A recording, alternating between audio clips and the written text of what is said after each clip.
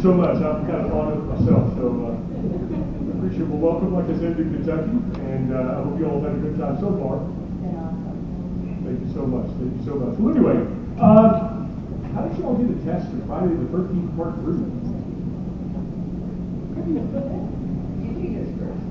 I had a buddy who went in to read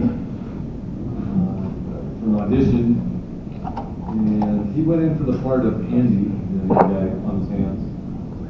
And he came back, and him and I were studying together, and he said, "Paul, you gotta go meet these casting directors, because they're nice guys." And this is not always the case. Casting directors can be a bit of dicks. So I go in to meet these guys, and they're really nice guys. They truly were really nice guys. And so I read, and they said, "Oh, can you come back tomorrow and meet the director and the producer?"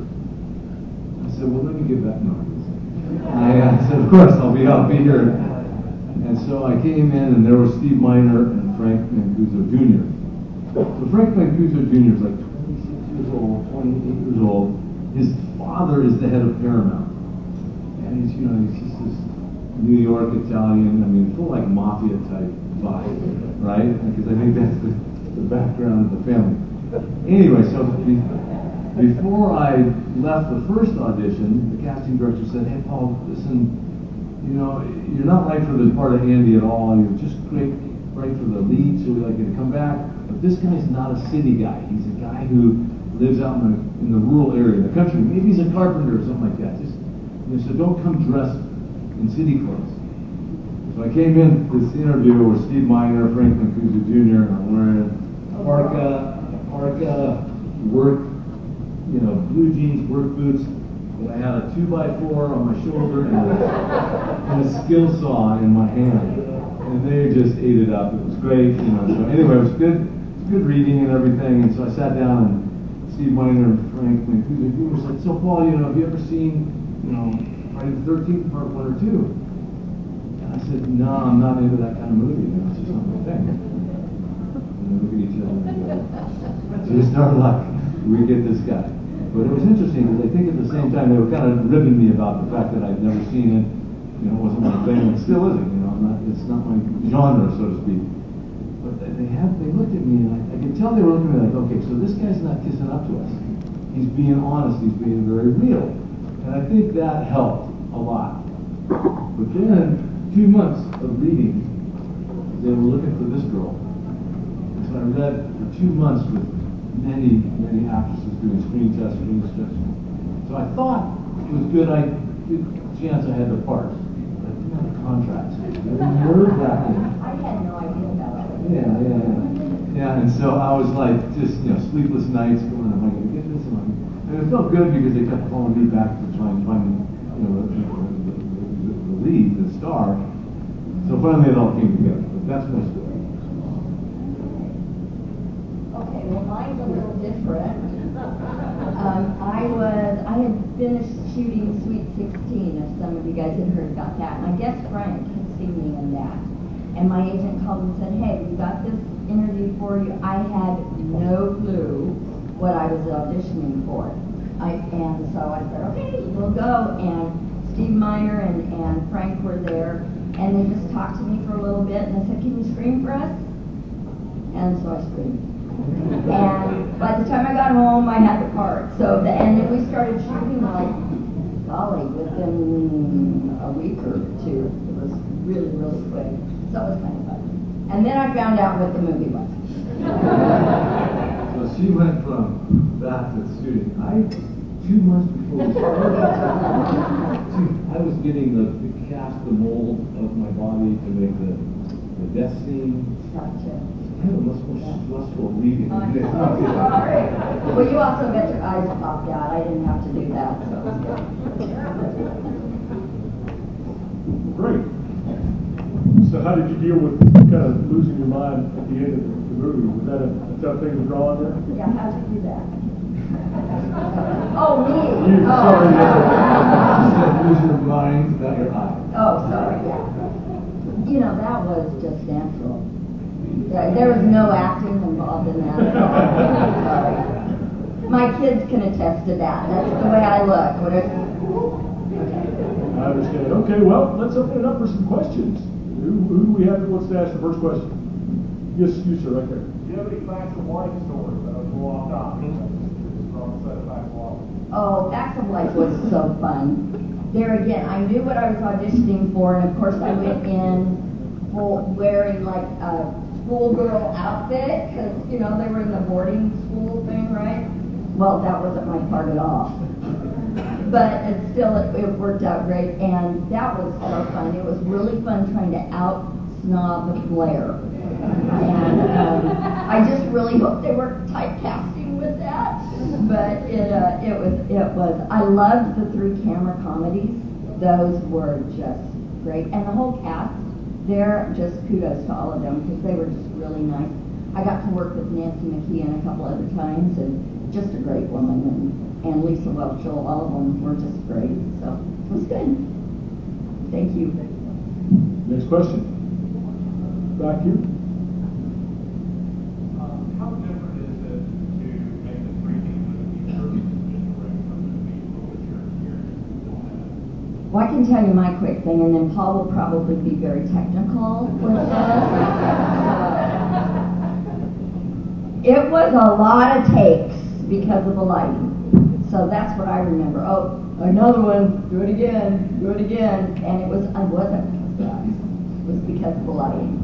So they had to get that just right to make it work. But other than that, I don't know all the technical answer for you. It was slow. It was slow. Because of the, like you said, the setups, there was a new technology that year. That's why Amiga 4 and JAWS 3D all came out at the same period. And so it was an arduous process at times, but it's interesting because there were times though that I wanted more takes. And Steve Miner's going, Paul, That's good. this is not about your acting. We gotta just keep moving. This is all about the costing lighting. a lot of money, and we gotta just keep moving. But there was other things. We had a special crane called a Luma crane that did some of the aerial shots and stuff like that.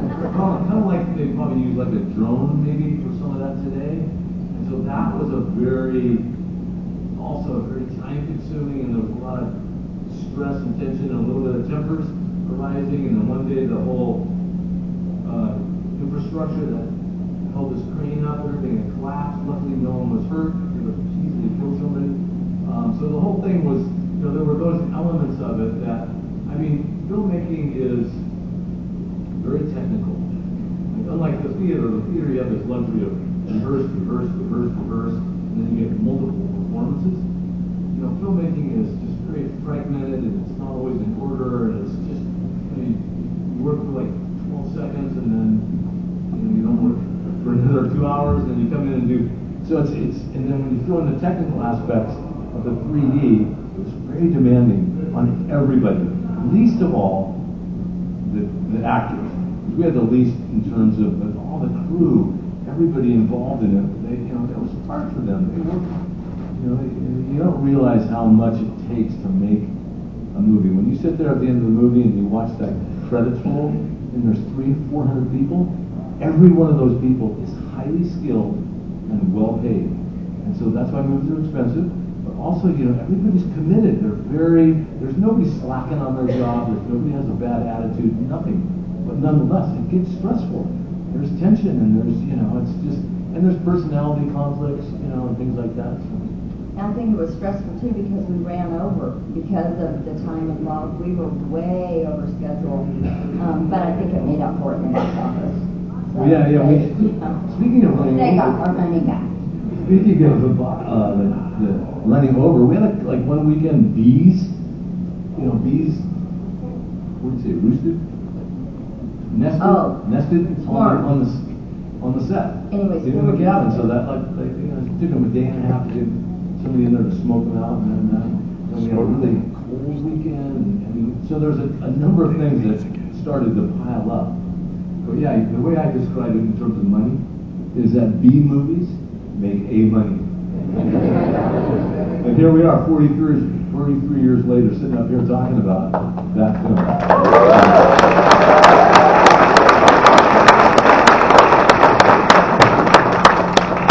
kind of telling them earlier, that was a great year for movies because, you know, E.T. came out that year, Poltergeist came out that year, and you all were competitive with Poltergeist, certainly, and you knocked off E.T. out of the top spot at the time. So, I mean, that's if you knew how successful E.T. was in 1982, that's an unbelievable achievement because it was a monster movie.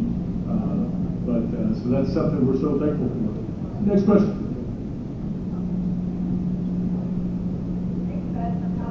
Thank you. My final girl. So my question for Dana. Is that cool? You're not a girl. So us as fans, we're getting inundated with this reprisal role. I know she did last summer or things like that, where people that you grew up with and identified with and cheered on to things that final plane or that final bus to get out of there or get popcorn. Would you, if the franchise was able to do more with Chris, or would you say, no, that's a different life? You know, that's a great question. I haven't really thought about it a whole lot. I guess if the script were, you know, I'd have to read the script, bottom line.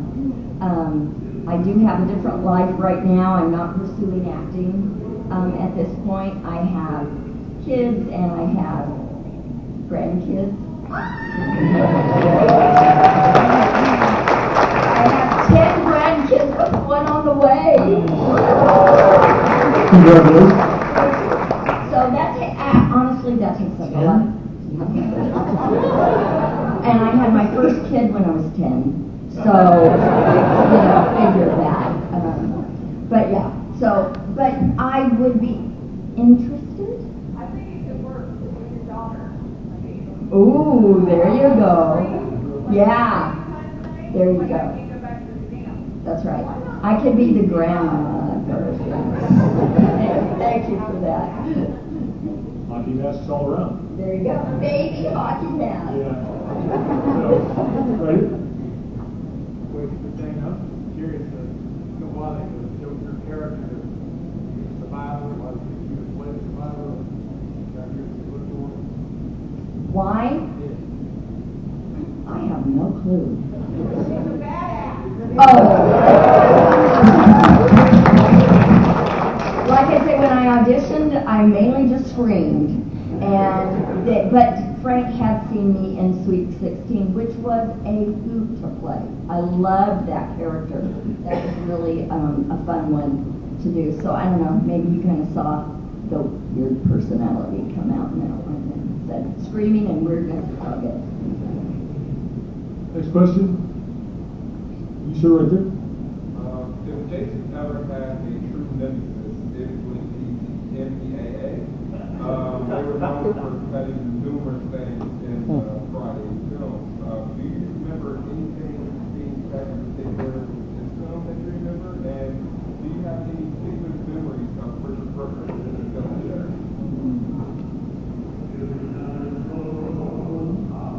I will say this about Richard. He was wonderful to work with. He was really fun, and I've said this before, but you know, we just all met there, and then after the film, we really didn't see each other again until some of these conventions started happening. So, but he was fun. I always joked that what was I doing running away from him? But he was a good guy, and he was fun to be with, and it was nice to reconnect with him when we were able to do a couple of these conventions together. But as far as things being cut, I don't remember anything. I know they had shot an alternative ending that was just kind of something they threw in there. It wasn't in the script or anything like that. And I've never even seen it. And honestly, I had forgotten about it until somebody brought it up. Yeah, Richard was, you probably heard this numerous times, heard anybody talk. He was just a punch of a guy.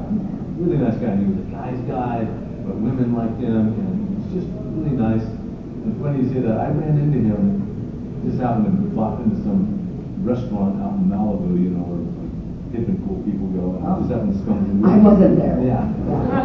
But he was there, and I hadn't seen him in a long time, and we weren't like close or anything, but we were like acquaintances. And he just, received me in this restaurant that night in such just a genuinely friendly way. It was a really nice guy, and he was a really asset to the set because he had a presence about him that was very kind of centered and grounded, and everybody liked that aspect of him because he's in a part that doesn't speak. His presence speaks volumes, and he captured that essence. That was really a strong performance that kind of doesn't get recognized because he's not speaking. You can't see his face, you can't see his eyes, all the things that you associate with acting and kind of resonating with an actor's performance.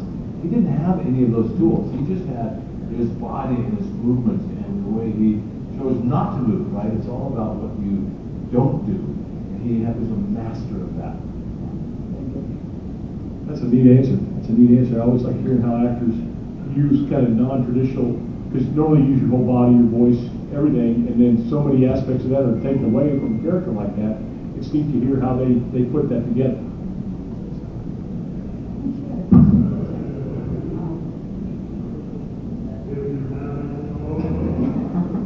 Half the stuff. Okay, so this was, if you don't know, low budget. We talked about people getting paid well. That was no one on our set. Just throwing that out there. So half the stuff I wore was my own. Yeah. So yeah, I took those home. I'm cheap that way. Take the pitchforks back to the hardware store. That was there. I know Larry Zerner wanted to take a lot of his prank props, the mask, all that. I don't think any of that happened. He tried, and I think a lot of it he's making up in retrospect. That because how would you know that this would have the momentum and the popularity that it does now? Exactly. Then. Well, and I don't know, but when you do just shows for any of the studios or any of the networks, they have warehouses with clothes and furniture, props, all of that stuff that I don't know why they keep it. Because half the time they don't use it on anything else again. Every now and then they do, but yeah, they would always, every show I did, they would take me out to go shopping, well, almost every show, except for this one, for my part, for whatever my part was, they would take me to go get the wardrobe for that. And every now and then I got to keep something from it, but most of the time it was like, oh no, this isn't my house. Okay, I hope the mice can run them. I did get to keep the big fluffy sweater from Different Strokes that I did, the big purpley fluffy thing. So I wear that on Ugly Sweater Day. Excellent. Next question. All right, you should go. Yeah. So I heard the cabin is burned down in part 3, but I was wondering if the interior shots, like on the second floor when he was chasing you, was that part of the cabin? It was. Actually, all of that was shot in there, which I think might have been part of the problem with the lighting, because so many times, they're on a sound stage where they can really kind of control, thank you, good word, control all that stuff. But yeah, it was all in that cabin, which is actually kind of cool. The cabin was neat. The whole being on the set was really cool. It was. Because we were all young, and this was a really adventurous and exciting opportunity, and to be on this location, and like you probably heard other people talk, like the food was just world class. I mean, talking about low budget, this was not low budget when it came to food. They were serving lobster, and I mean, it was really cool, and just being out there, and it was just a really exciting thing for us, all of us that were so young, to have this opportunity. I mean, we had no idea we were jumping into this river called Friday the 13th. That was, having the current that it, has maintained all these years. Yeah, very true. And it's because of you guys, so thank you so much.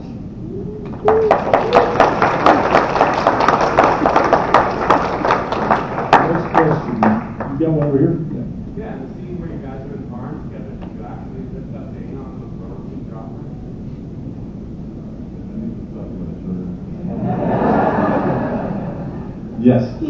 did. It was. They had a really nice block and tackle thing. You gotta be really careful with what you say here. It was beautiful.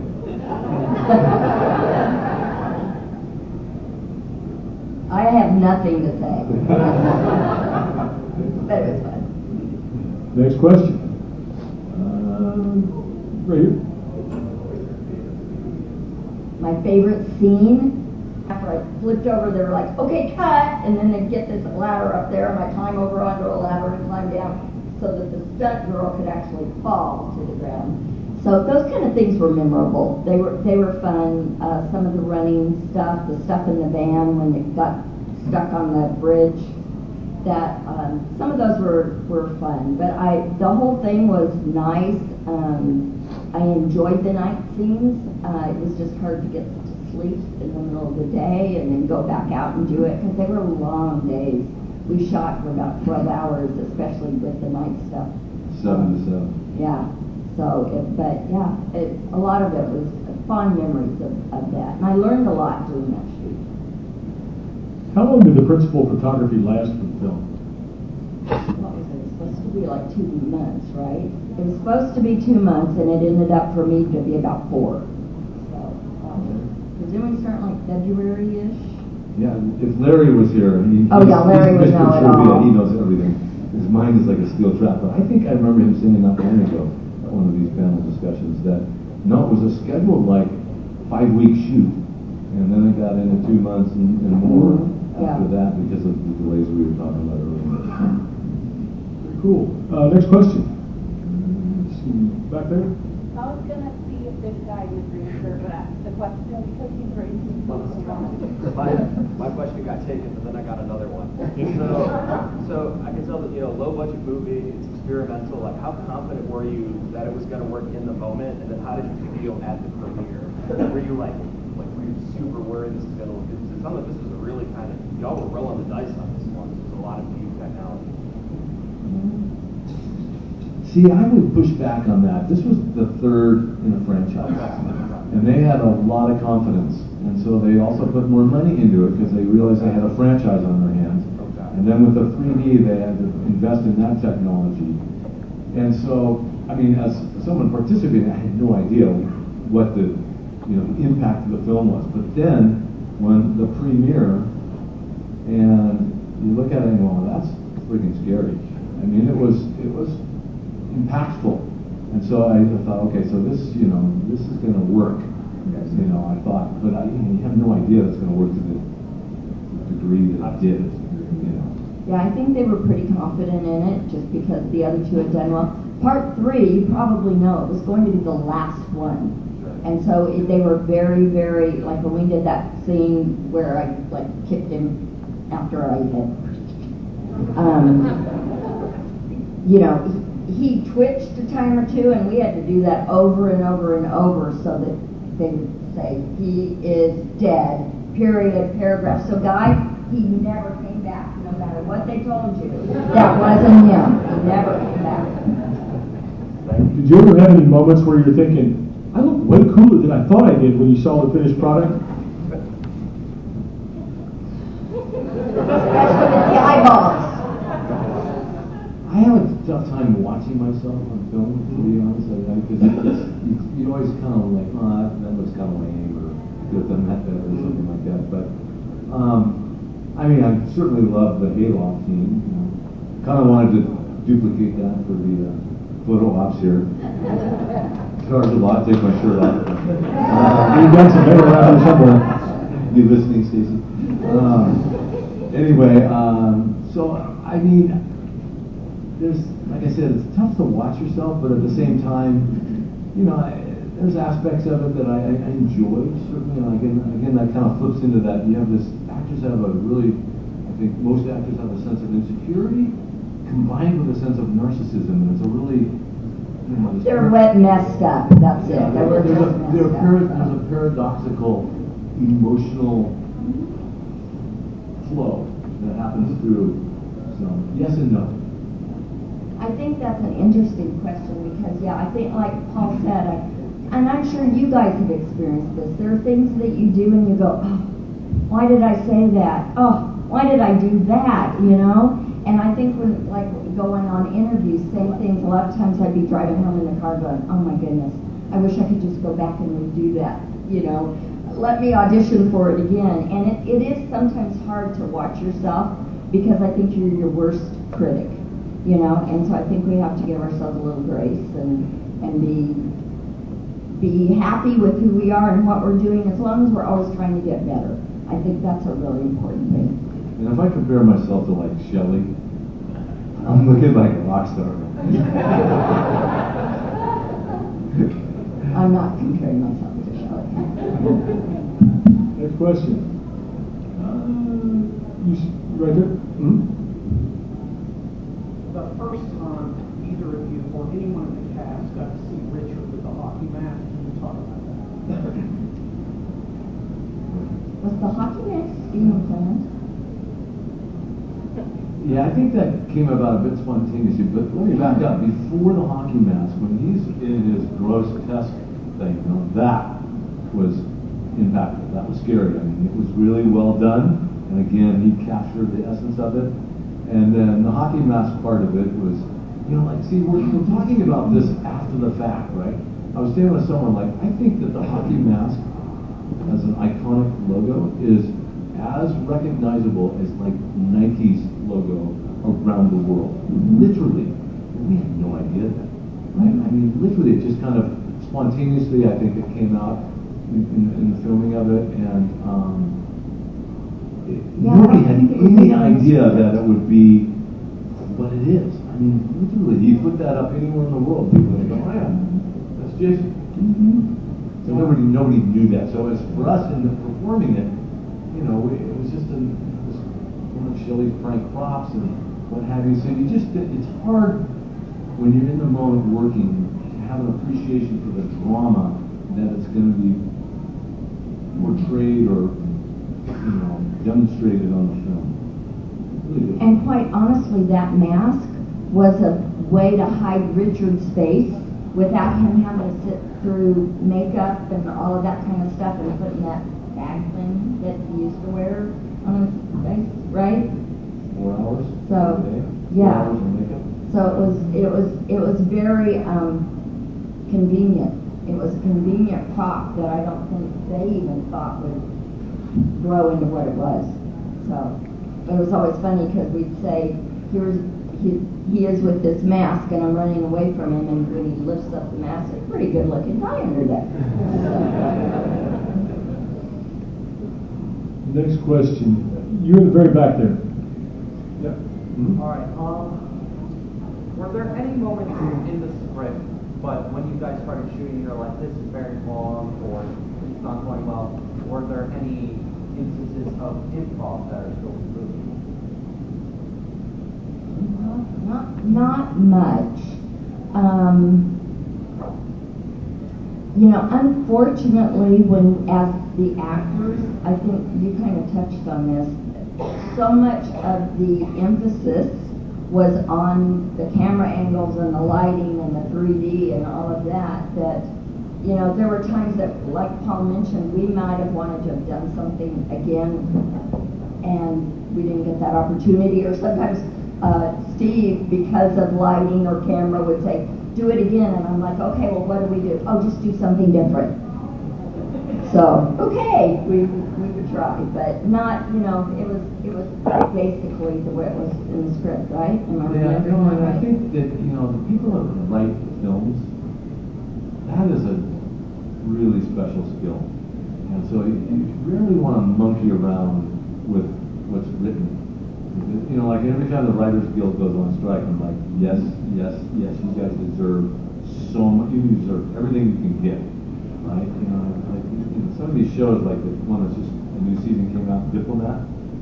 People that write these shows, they deserve so much. So as an actor, you show up, and you know, you want to be not loose.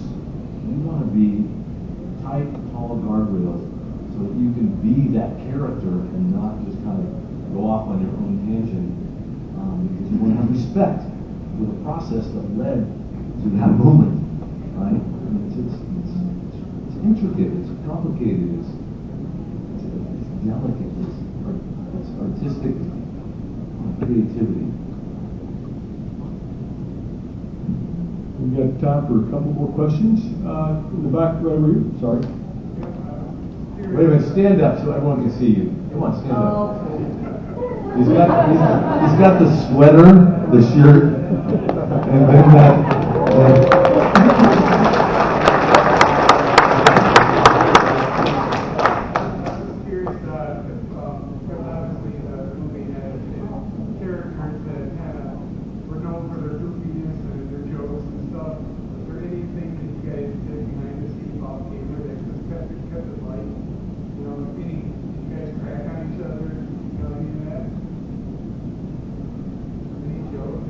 You know, that was a long time ago. I can barely remember yesterday, okay? Yeah, I lived through the 70s, so I don't remember anything. I just remember it being a very nice set. The crew was awesome, as well as the cast. I think everybody, I mean, I know there were a few personality things here and there, as with anybody, you know, that you work with. But I remember it just being a very fun set. A lot of the guys, when we would all break for lunch, they would all play a card game, and you know, it was just very, very. You could be with the people, and you could then be by yourself if you wanted. I didn't feel like anybody put a lot of pressure on anybody to do. No, I mean, it was, you know, when we weren't actually filming, it was light and everyone got along, and so yeah, there was moments of joviality and stuff like that, but in terms of pranking or doing stuff, that wasn't really, you know, we were young and we were like... We had no clue what we were doing. And also, you know, you're nervous, you know, Yes. I mean, because you're like, okay, I don't want to screw this up, and somebody's giving me a great opportunity, and when you recognize what is involved in making a film, it's like, okay, I need to do my job, and I need to be focused, and I don't need to, you know, monkey around in a way that will take extra time, or somebody's going to look and go, okay, I can't believe we hired this guy, you know. Yeah, I think we all tried to do our parts and be very professional with it, and we were all learning at the same time, you know. A lot of people, that was their very first role, and so they were learning what it meant to hit your mark and that kind of thing, so. We've got time for one more. We have you young lady in the green. I'm a guy. Sorry, I apologize. What is your favorite design of Jason? Favorite what? Design of Jason. Favorite design for Jason? Yep. I'm not sure I understand what you're asking. So Sackhead or number 3 or when he's a zombie or when Oh, you gotta do 3. Jason X. I mean, that's gotta do 3. I've never seen any other Friday the 13th. Literally have never seen it. Okay, then I had him beat. After we already had the part and we were filming, Steve says, well, have you seen any of these? And I went, so he sent me home with the VHSs, and I watched part of part 1 and part of part 2. And then I did watch hours, and that's it. And I've only seen part 3, I think, you know, start to finish 3 times. There you go. So we're grateful you guys watch them.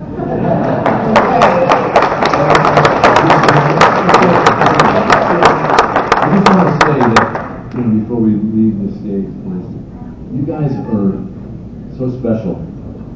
And this event and these type of events are really special because of you guys. I mean, as you guys know, the diversity of people that show up at these things is a wide spectrum.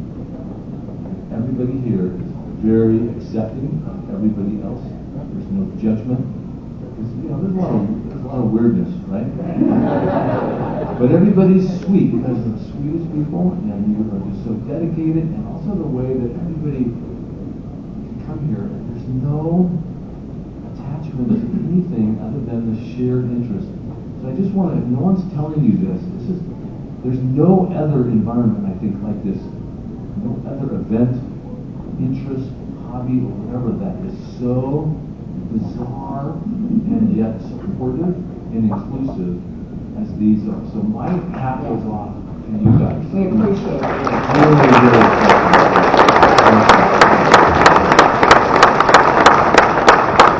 Yeah, I've been coming to this one now for several years. There's another convention they do here in the spring, and it's always neat to see how accepting they are. Now, you know, Friday the 13th may not be everybody's cup of tea. They may like Nightmare on Elm Street or whatever franchise, but we all, you know, there's room for the table for everybody, and everybody here realizes and appreciates that too. So, it's a beautiful thing. So, well, thank you. we're out of time. I hate to say it, but we are.